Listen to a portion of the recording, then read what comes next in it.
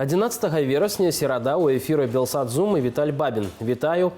Навіны і аналітыка цягам бліжэйшай паўгадзіны вашай увазе. І сёння ў нас наступныя тэмы. Узаемныя абвінавачанні ў хлусні, міграцыя, вайна ва ўкраіне. Як прайшлі дэбаты кандыдатаў на прэзідэнта США?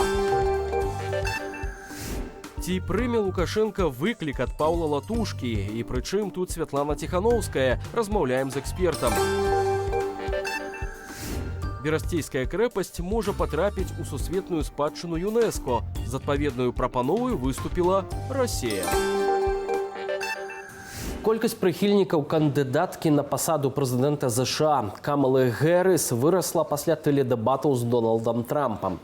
Паводле апытання CNN 63% рэспандэнтаў прызналі выступ кандыдаткі ад дэмакратаў лепшым за выступ ейнага суперніка, за якога прагаласавалі 37%.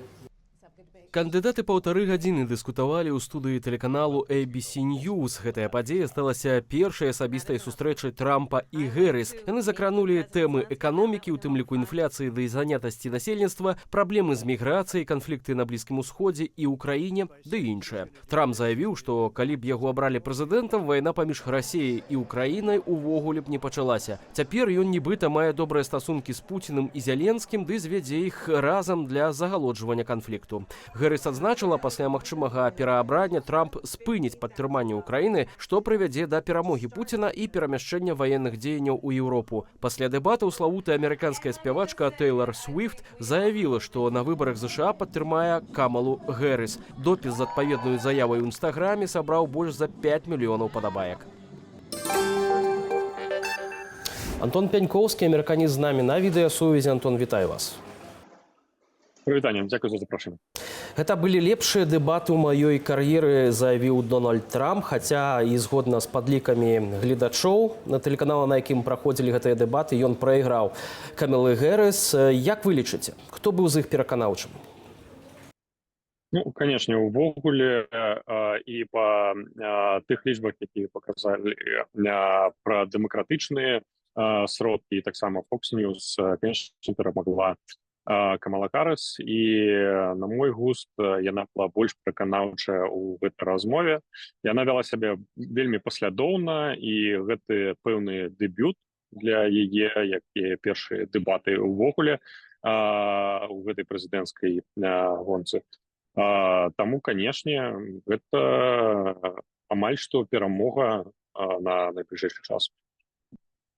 Калі глядзець вось на спраўджэнне факт-чэкінгу па асобным заявам кандыдатаў, бачна, што гэты раз вядучыя звярталі ўвагу на тое, што Трамп часамі маніпуляваў нейкімі фактамі, пры гэтым як быццам бы абараняў кандыдатку ад дэмакратычнай партыі. Ці гэта нейкім чынам не паўплывае таксама на рэйтынг Камалы Гэрыс?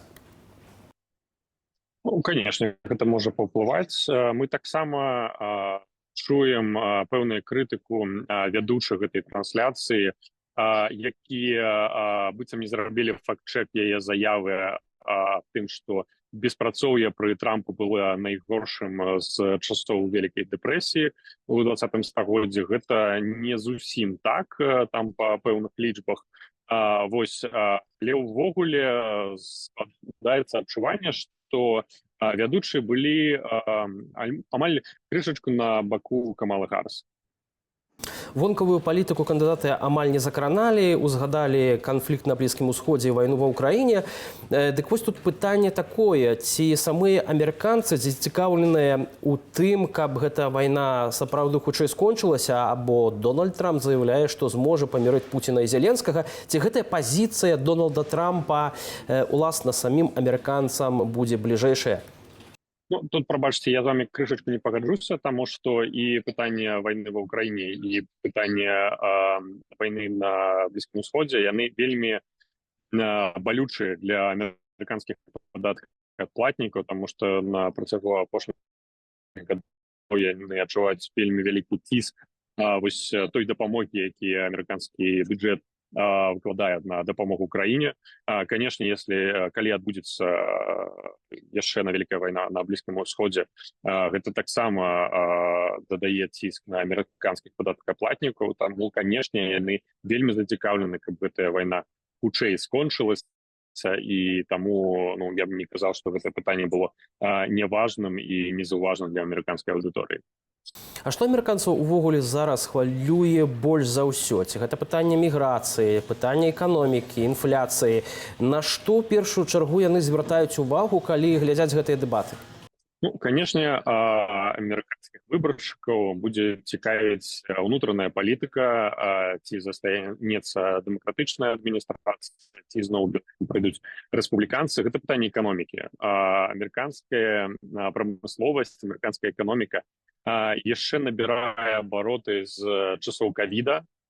Не ўсе прадпрыемствы, не ўсе галіны бізнесу яшчэ добра адпрацавалі тыя эканамічныя наступствы ковіду. Таму пэўныя заявы кандыдатаў на гэтых выбарах наконт эканомікі, наконт падаткаў, наконт падаткаў на вялікі ці маленькі бізнес. Гэта вельмі важна для амерыканскай аўдыторыі. Амерыканская спявачка Тэйлар Свіфт ужо пасля адразу дэбатаў апублікавала ў сваім інстаграме пост з коткай, намякнуўшы на тое, што яна тая самая незамужняя кашатніца, прыхільніца дэмакратаў, і заявіла, што будзе галасаваць уласна за іх. На ваш погляд, як ейная заява можа паўплываць на рэйтынг Камалы Гэрыс і на будучыя прэзідэнцкія выбары? Перш за ўсё, гэта вельмі моцная заява ад яе. Гэты рэферэнс на кашатніцу, гэта такі мета-ролінг ад вельмі уплывовага інфлюэнсера у амерыканскім грамадстве. І мы тут павінны разумець, што яна перш за ўсё інфлюэнсер для маладых амерыканцаў. Тых, хто заўсёды за вельмі шмат гадоў не вельмі актыўны на выборах паводле апытанняў, паводле экзіт-полу на амерыканскіх выборах. Таму прыцягнуць менавіта маладую аўдыторыю, карыстаючыся яе уплывам на грамадства, гэта можа быць адным з вырашальных пунктаў у падтрымцы, такой грамадскай падтрымцы дэмакратычнай партыі. Аглом, на ваш погляд, што паказалі гэтыя дэбаты? Ці самыя кандыдаты будуць нейкім чынам карэктаваць сваю стратэгію на будучых дэбатах, калі яны адбудуцца? Якую могуць стратэгію абраць Трамп і Гэрыс адпаведна? Вельмі цікавае пытанне. Перш за ўсё, мы не ведаем, ці адбудуцца яшчэ адны дэбаты. Я нагадаю, што тут засталося ці то 55, ці то 54 дні да выбараў. І каманды кандыдатаў могуць нават не пагадзіцца на наступныя дэбаты. І амерыканскія выбаршчыкі будуць павінны грунтавацца на адзіны дэбат. Па-другое, гэта дэбют Камалы Гаррыс. Яна шла нумарам 2 у камандзе бягучага прэзідэнта США Джо Байдена. І гэта была яе магчымасць паказаць, што яна больш не нумар 2, а яна нумар 1. І у яе не было яшчэ такой велізарнай магчымасці прэзентаваць свае погляды ўвогуле на ўнутраную і знешнюю палітыку США. Таму, перш за ўсё, гэтыя дэбаты яны былі вельмі важныя, вельмі уплывовыя, перш за ўсё для дэмакратычнай партыі. Дональд Трамп выглядае паслядоўным. Ён выкарыстоўвае адны і тыя ж аргументы, ён нават выкарыстоўвае адны і тыя ж эпітэты, якія ён выкарыстоўваў раней наконт Джо Байдена. І мы ўвогуле бачым, што ён прытрымліваецца пэўнай стратэгіі і не збіраецца яе змяняць увогуле, нават калі кандыдат з дэмакратычнай партыі змяніўся.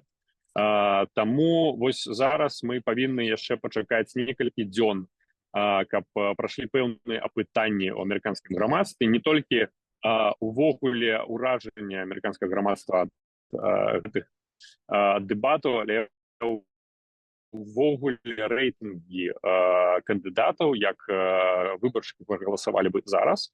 І праз некалькі дзён мы можам убачыць такую пэўную адлюстроўную картыну, як амерыканскае грамадства бачыць бягучую прэзідэнцкую гонку. Увогуле, зараз па пытаннях з абодвух бокоў перамагае Камала Харріс, і гэта невялікі сюрпрыз для нас. Ну што ж, абавязкова будзем сачыць за прэзідэнцкай кампаніяй у Злучаных Штатах Амерыкі. Дзякуй вялікі за гэтую размову. Дзякуй вялікі. Чаму Дональд Трамп на пасадзе прэзідэнта США зручнейшы для лукашэнкаўскага і пуцінскага рэжымаў? Пра гэта нам апавёў кіраўнік агенцтва еўраатлантычнай супрацы Валер Кавалеўскі. Лукашенко і Трамп вельмі падобныя у сваім стаўленні да дэмакратычных інстытутаў. І бачым, што падчас прэзідэнцтва Трампа ён вельмі часта крытыкаваў, абрушваўся і ціснуў на незалежныя медыа.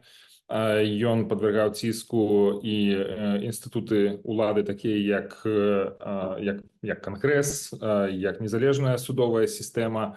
То бок, у гэтым сэнсе Лукашенко і Трамп маюць пэўныя падабенствы. Акрамя таго, памятаем, што Трамп за час свайго прэзідэнцтва даволі прыязна выказваўся пра аўтарытарных лідараў. Для яго было нормай адпускаць кампліменты на адрас Пуціна ці лідараў Паўночнай Карэі, Кітая. У яго дагэтуль добрыя адносіны з Віктарам Орбанам.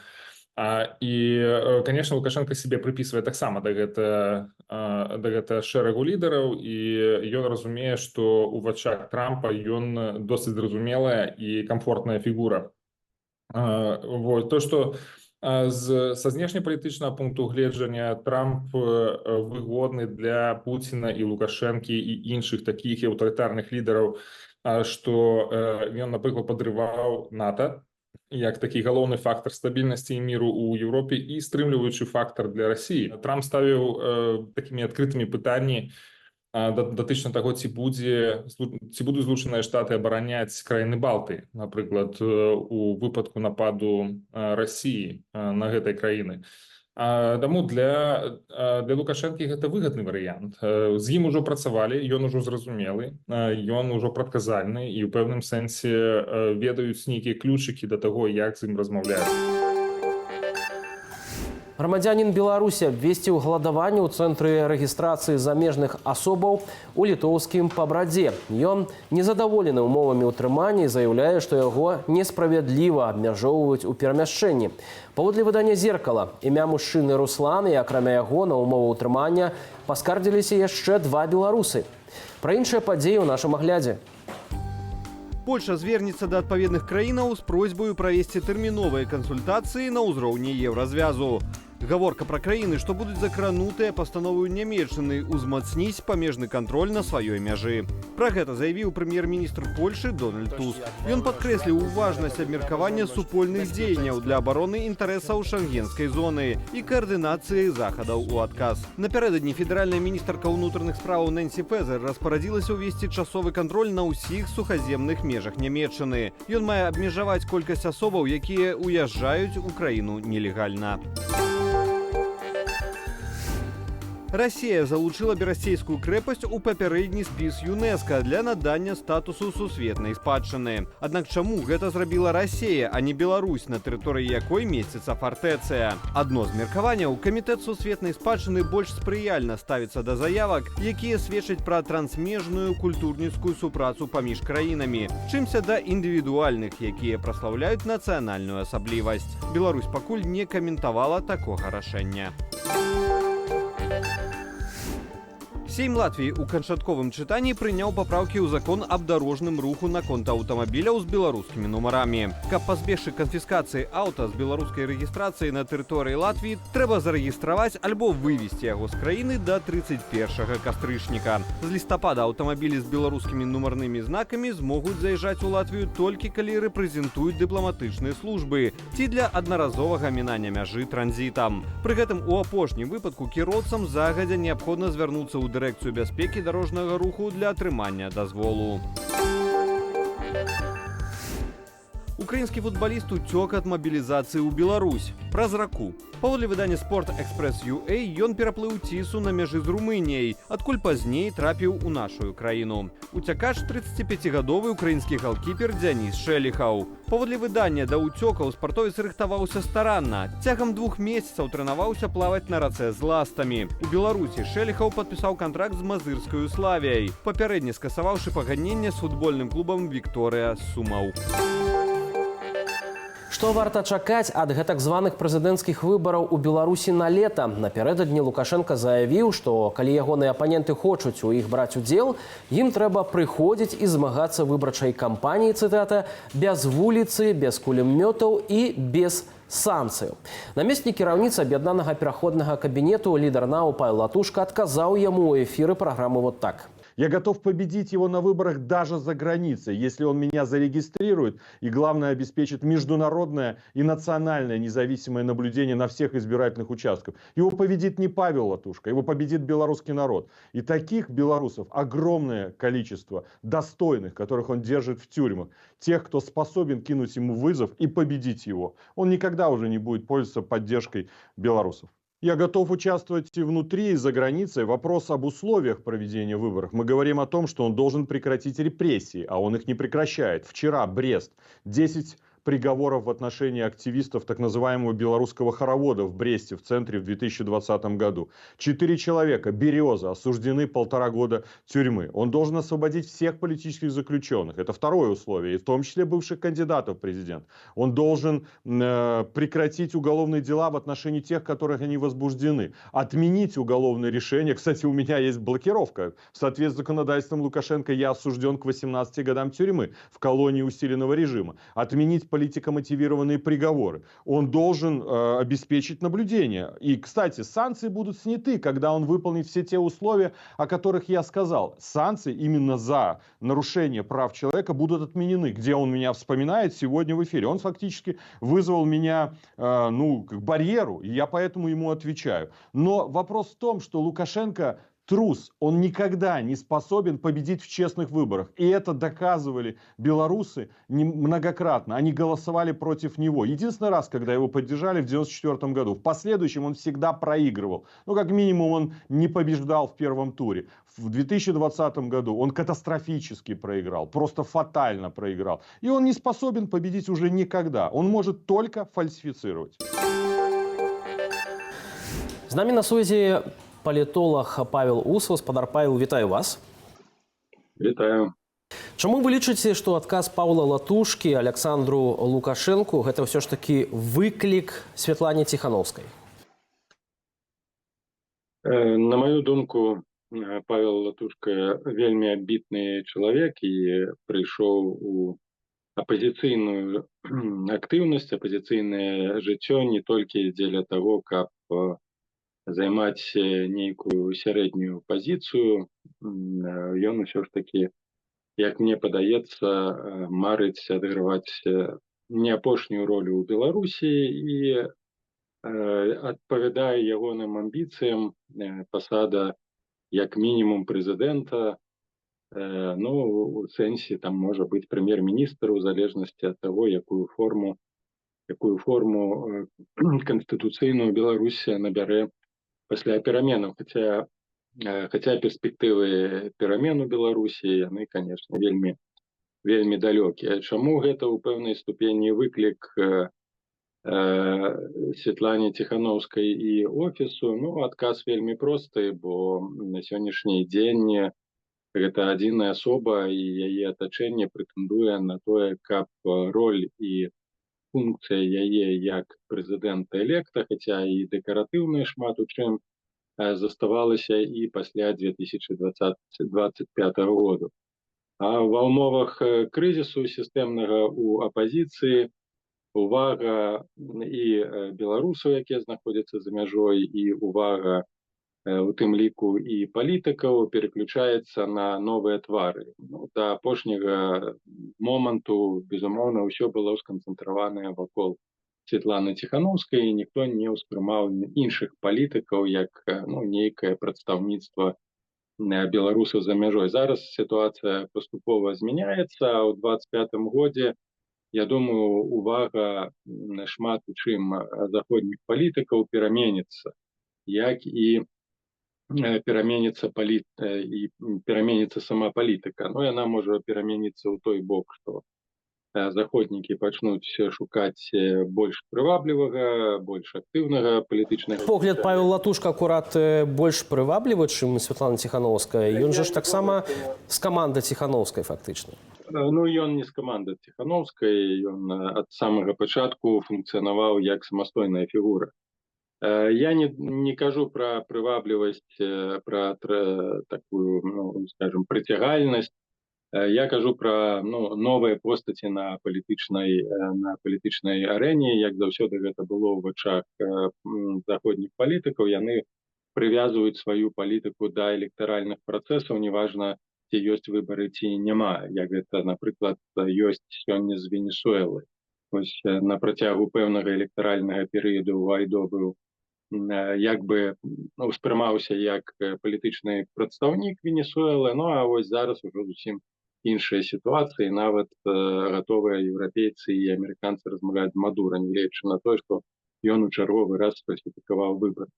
І вось тут яшчэ адно пытанне, гэта можа змяніцца тактыка у дачыненні да Лукашенка. Будуць гучаць пасля 25-го году і больш і больш галасоў, як калісьці гэта было, што ён, Лукашенко, мае рэальную ўладу, і што фактычна неабходна нейкім чынам выбудоўваць адносіны з Беларусю нават у такіх умовах, у якіх гэта ёсць. Ну і таксама нельга. Так, а вось акурат Павел Латушка выступае за бесперапынны ціск на Лукашенко, то ён не спрабуе з ім дамаўляцца? Я думаю, што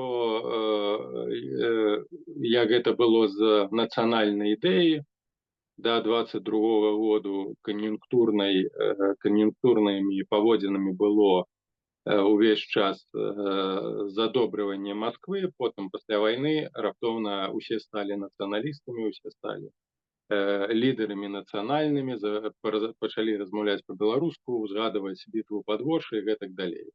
Таму і як толькі еўрапейскія палітыкі пачнуць змяняць на свае падыходы, адразу пачне змяняцца рыторыка і апазіцыйных дзеячоў. Я ў гэтым не сумняюся. Тым больш, што, як неаднакротна казала і сама Ціхановская, і Латушка, што яны ніякім чынам не могуць уплываць на санкцыйную палітыку. Санкцыйная палітыка акрэсліваецца выключна еўрапейцамі. І той апошні пакет санкцый, фактычна, які ўводзіць татальнае абмежаванне для беларусаў, сведчанне таго, што ані Ціхановская, ані кабінет, ані нехта іншы не мае ўплыву на еўрапейскую палітыку.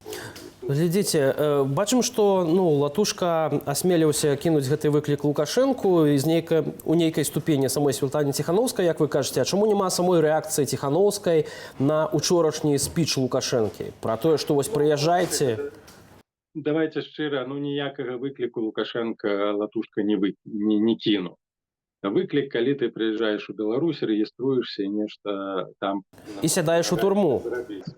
Альбо і сядаеш у турму. Вось гэта выклік. Так, самагубчы выклік, але выклік. Тое, што ён заявіў, што гатовы там быць прэзідэнтам пры умовах, ніякім чынам для Лукашенка не з'яўляецца ані праблемай, ані выклікам. Гэта фактычна такая моўная перапалка слоўная паміж Лукашэнкам а Латушкай, якая па сутнасці не ўплывае ні на што.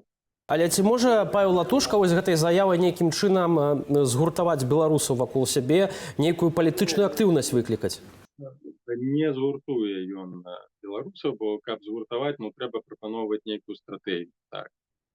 Стратэгію дзейнасці, перш за ўсё, ўнутры Беларусі. Гэтай стратэгіі дзейнасці на сённяшні дзень не мае, быць не можа, бо краіна задаўлена. Адзіную стратэгію, якую можа прапанаваць Латушка, гэта для беларусаў, якія знаходзяцца за мяжой. І фактычна такую у параўнанні з іншымі актыўную кампанію, што сведчыць пра ягоныя амбіцыі, ён правёў падчас так званых выбараў у координацыйную раду, але і самі выборы ў координацыйную раду показалі, наколькі звузіўся апозіцыйны электарат до 6 тысяч чалавек з улікам таго, што за мяжой знаходзіцца 1,5 мільёны беларусаў. Прагаласавала 6 тысяч. Але разам з тым больш ніхто, акрамя Паўла Латушкі, пакуль не атазваўся вось на гэты выклік Александра Лукашэнкі.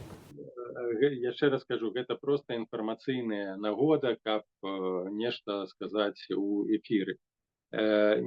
Ніякая на сённяшні дзень ні група, ні палітыкі, ну, па-першае, не ўспрымаюць эту кампанію як нешта надзвычайна важнае, бо паўплываць яна на беларускую сітуацыю не можа. Але нешта запрапанаваць, бо гэта так ці інакш прэзідэнцкія выбары неабходна. Таму адзінае, што могуць прапанаваць апозіцыйныя структуры, гэта, скажем так, нейкія пафасныя выказванні. Больш нічога. Ну, гэта рэальныя ўлады, рэальнага ўплыву на сітуацыю ў Беларусі на сённяшні дзень ніхто не мае. Ну і другі момант, гэта, канешне, нейкім чынам пашыраць свой уласны палітычны капітал. Павел, вось зразумела з гэтым капіталам, а вось што датычыць самога Лукашэнкі, бо некаторыя эксперты кажуць, што ён можа і не пайсці на выбары, уласна, калі яму гэта забароніць Масква. На ваш погляд, ці настолькі важна нам сёння, пойдзе Лукашенко на гэтыя выбары ці не пойдзе?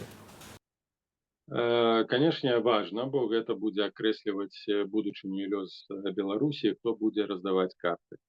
Але я ўпэўнены, што у Масквы няма намеру не пусціць Лукашенка на выбары. Лукашенко пойдзе на выбары.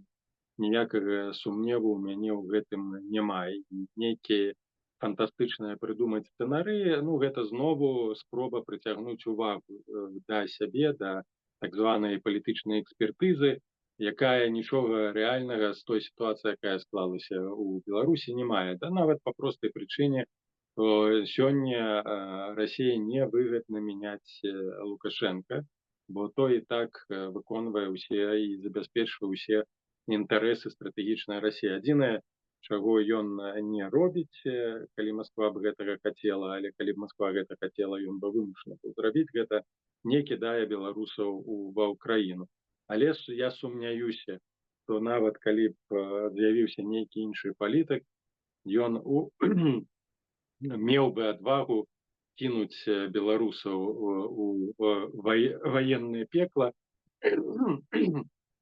Гэта быў бы апошні дзень існавання такога нават абсалютна прарасійскага палітыка ў Беларусі. Дзякуй вялікі за гэтую размову. Такім быў інфармацыйны вечар разам з праграмай Белсат-Зум. Дзякуем вам за прагляд. Падпісвайцеся на нашыя сацыяльныя сеткі. Там навінаў яшчэ больш, калі гэта для вас бяспечна. Зычу гаспадарству добрага вечара і да хуткай сустрэчы заўтра ў гэты ж час.